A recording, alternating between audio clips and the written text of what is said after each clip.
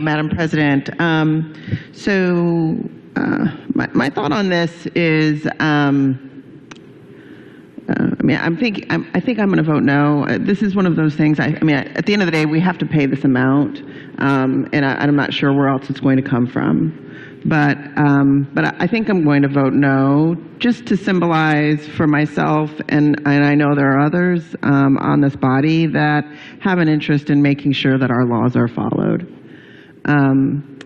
I wanted to highlight, though, that as it pertains to affordable housing, I want to acknowledge my bias towards funding the Affordable Housing Trust Fund over other tools that we have for affordable housing. What I like about the Affordable Housing Trust Fund is the oversight that it has. And that oversight is codified in the body that is overseeing how those funds are spent. I do know that we have other vehicles. We have performance grants that we have issued, but the hesitation that I have with the performance grants is I have not seen the math to ensure that we're getting our money's worth. For instance, the way that a performance grant is that, if there's a project and with a certain number of affordable units, that we provide basically reimbursement for the additional value through the construction. Now the property's worth more, and we basically reimburse that. But I've not seen any math to see that we wouldn't be better off simply giving the residents directly a check for $200 a month. I don't know. And until I know, I'm just not sure what it's doing for us. And it concerns me that I don't know. It concerns me that the community doesn't know.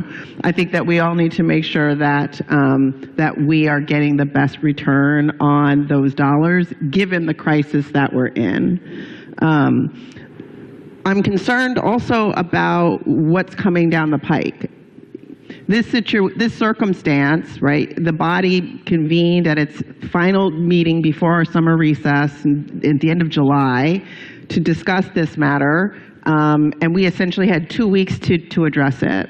This was not the way great governance works.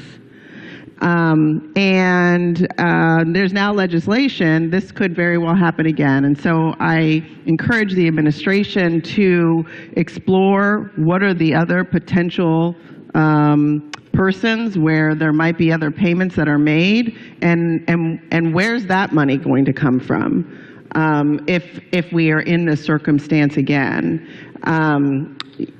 Are we able to make payments from our contingency reserves or other reserve funds to fund these types of things if this happens in the future?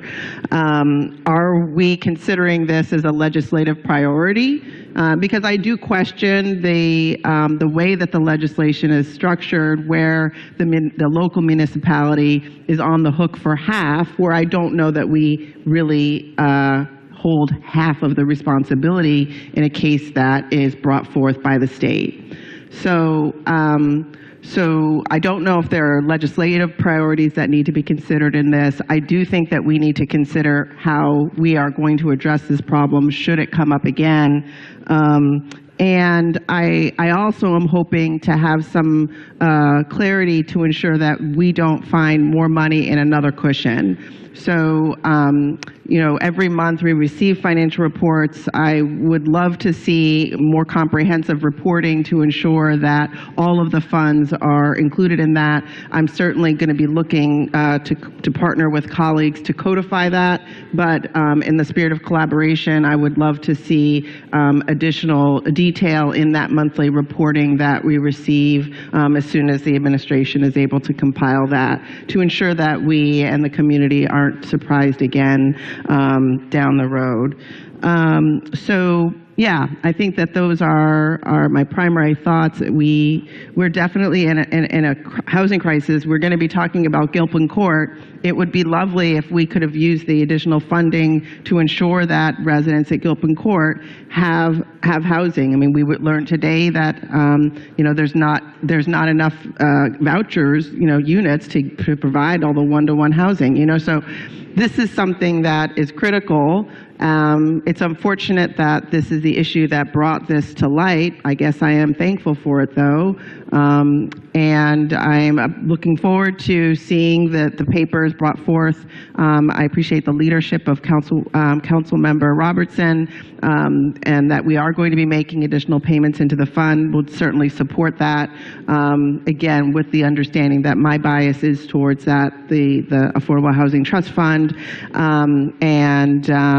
eager to look forward and continue to strengthen the language in our code that we have to ensure that things don't fall through the cracks again. Thank you.